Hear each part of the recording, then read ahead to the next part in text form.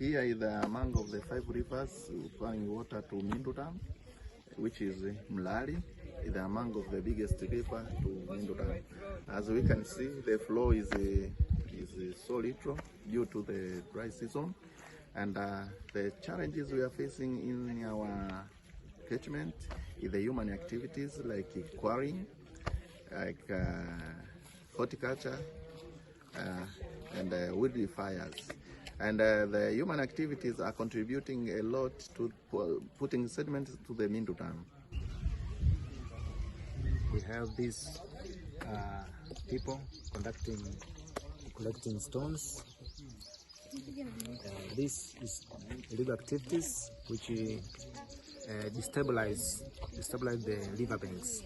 And as a result, during the heavy rainfall, the riverbanks becomes unstable and the heavy erosion. Also, irrigation activities, farming along the river, is also tapping the water from the river and therefore decreasing the water river entering Mindu Dam. Nataka kukiongelea kwamba huu uchafuzi wa mazingira kwanza unatokea kwa ajili ya mifugo inapita maeneo haya kama tunavyoona mifugo, lakini kitu kingine ni kwa ajili ya kukosa maji. Ila pia we are taking more measures in order to conserve these river resources. For example, we are creating awareness to the community in order to conserve these river resources.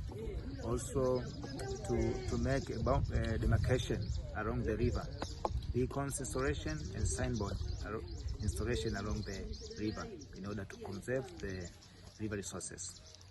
We do engage community and the local people in conserving the environment and the water sources by educating them, giving them more awareness about the impact, the impact of deteriorating the water sources and the environment. But also we engage them by planting trees around the water sources. Uweko utaratibu mzuri. Watu wanapokwenda kupanda miti kwa maana ya kutunza mazingira, basi wawekewe mazingira mazuri ya kutunza hiyo miti. Sio miti inapandwa alafu inaachwa.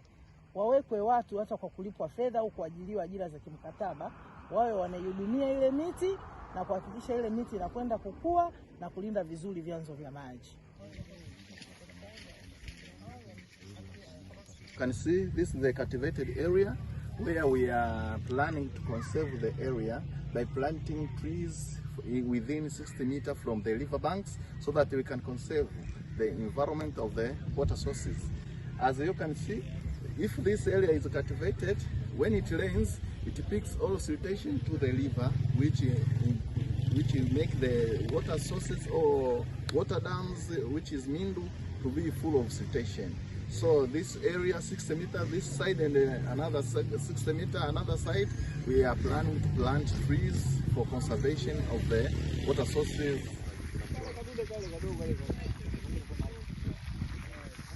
It's very important to consider tree species to plant during the restoration. And we have a tool which we have developed. We call it species site matching tool, which helps our stakeholders in fitting right trees to the right places, especially in the restoration processes. And here you can see these are the right tree species to plant along the river banks. We have the Kaya Anthrothecas, we have the Ficus sycomoras, which are very good in conserving the river banks.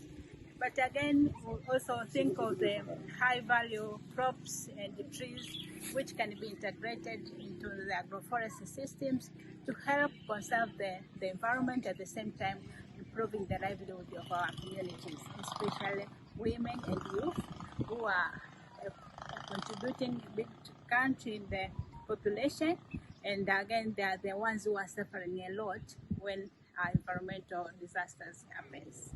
So we look forward to working with you people, and we hope that the project which we are thinking of developing together will go through and help our communities here in Morogoro. Thank you very much.